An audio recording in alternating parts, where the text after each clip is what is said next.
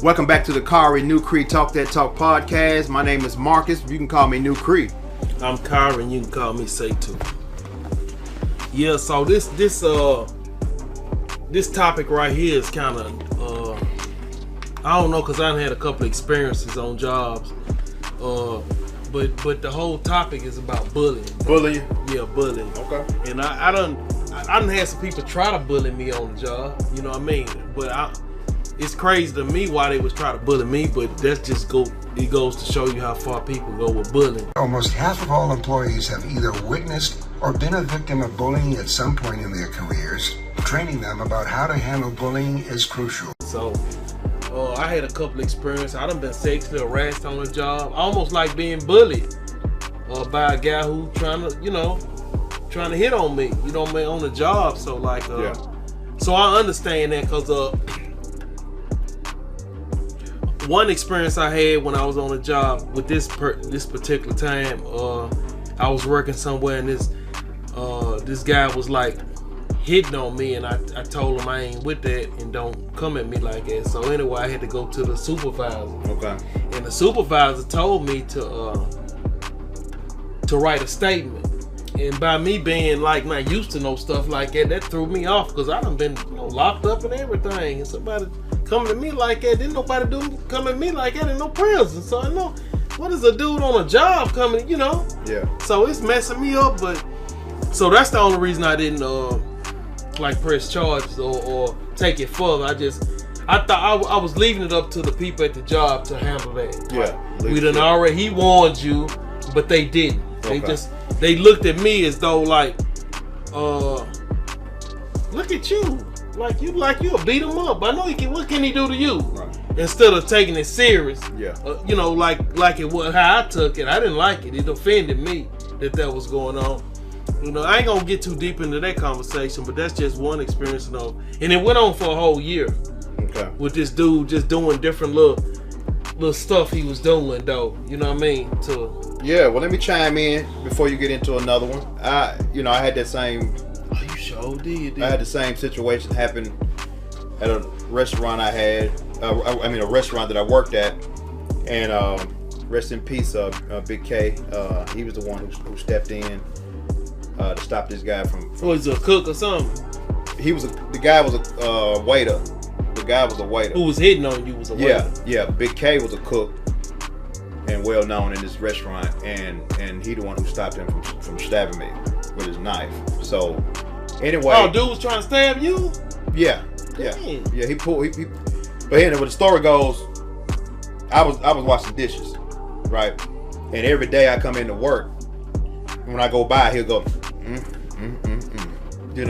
or yeah, you look good, and all that kind of stuff. Oh, okay, eventually I was like, hey man, chill with all that. You know what I'm saying? I said, I ain't interested. So, still kept on going on. Then Big K sometimes would step in and be like, hey man, leave my little brother alone. Leave my little brother alone. And he kept on saying, I ain't not messing with him.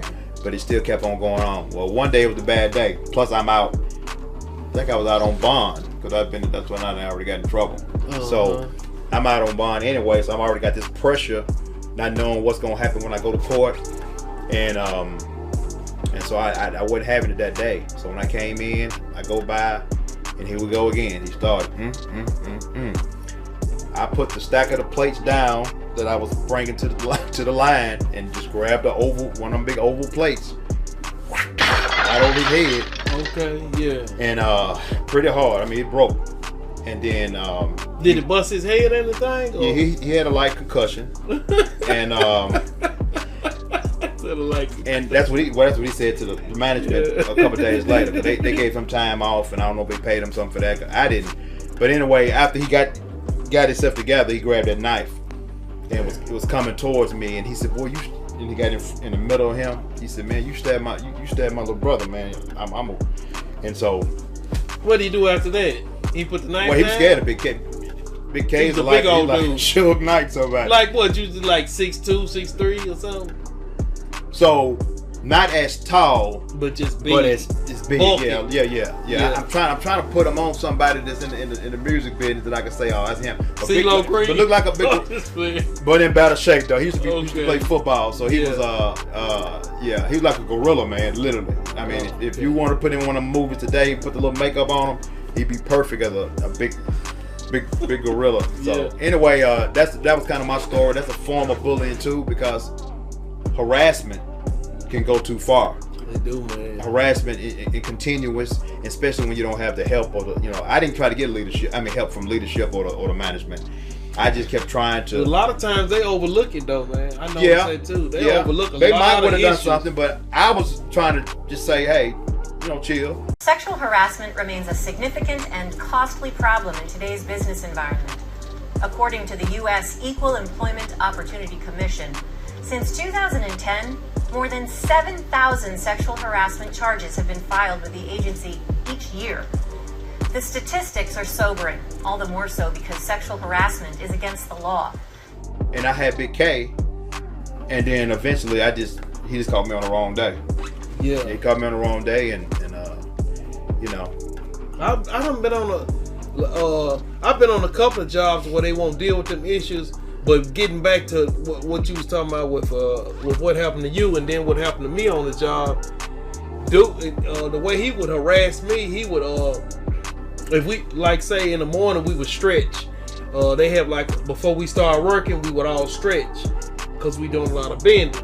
So he always would angle himself across from me, wherever I'm at, no matter. He started getting he'll come fold his legs and set. Like if I'm standing right here, he'll come and sit right there and fold his legs. Knowing he ain't supposed to be by me because already been sexual harassment, brother. Yeah. I done already told you leave me alone. So, but that's how he would do it. He would just angle. And then finally it got to the point where he just was so bold because it went on for almost a year. This went on. Sometimes he'll stop for about a month and then he'll start back. But mostly keep continuously though. And they would, man, it's bad. Generally, employees have to show that the employer knew or should have known that the harassment was occurring and that the employer failed to take any steps to prevent it from occurring in the future. This is very important, and we're going to get more into that in a minute. It's bad. My memory, man, you do stuff funny without trying to be funny, but even before that situation with that person, remember you telling me about a restaurant you was at. I don't know if it was the manager or whatever, but you said the person would you act like he finna go and grab my penis. Right. He would act like it was a restaurant downtown where he tried to grab me. Okay. You know what I'm talking about? Okay. And it was crazy, man. And he was cool though. He was like a white dude, man. He was cool. He was like one of them cool white boys that you'd be like, oh, yes, a cool one. And he was, but he still when he'll do some off-brand stuff like it, you be like, man, it's like you like some P. Diddy stuff. You act like you so cool, and then you'll throw a little off, not the diddler, the diddler. So yeah, okay.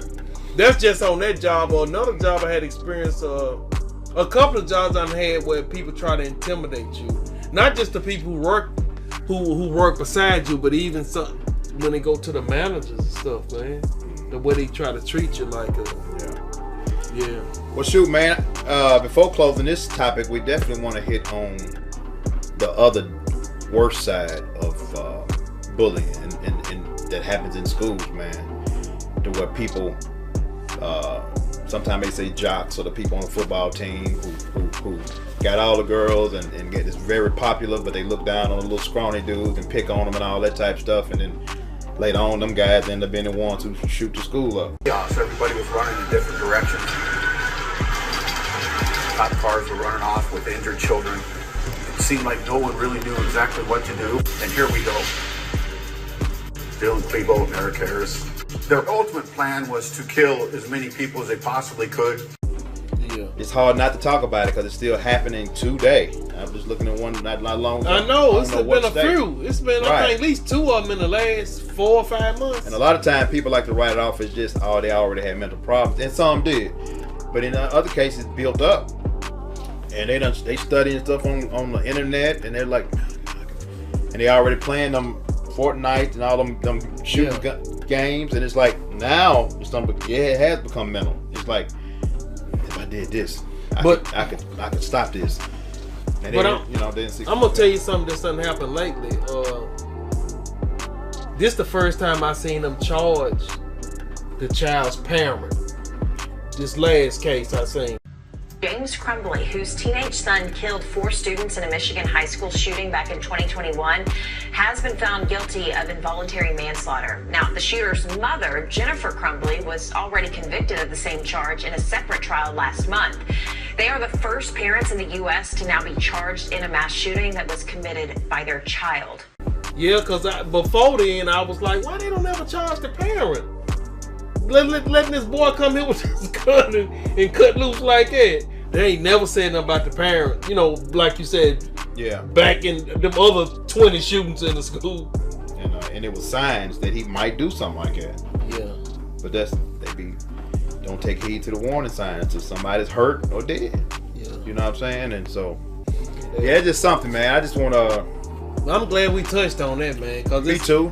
So if anybody's like going through any kind of harassment like we're talking about and what we done been through, I mean, just get help. I mean, yes, going to the leadership or the management is the right thing to do. Yeah. For the first thing, you know, but also be talking to somebody about it. And I got a piece of an advice for a person. It's like the supervisor told me, go write a report. Right. And I didn't do it. Got to document it. If I would have had that, document it. Boy, at the end of how it turned out, it would have worked in my favor. Yeah. You know what I'm talking about? Because we end up having some stuff happen later on. But that's a bit of advice for a person.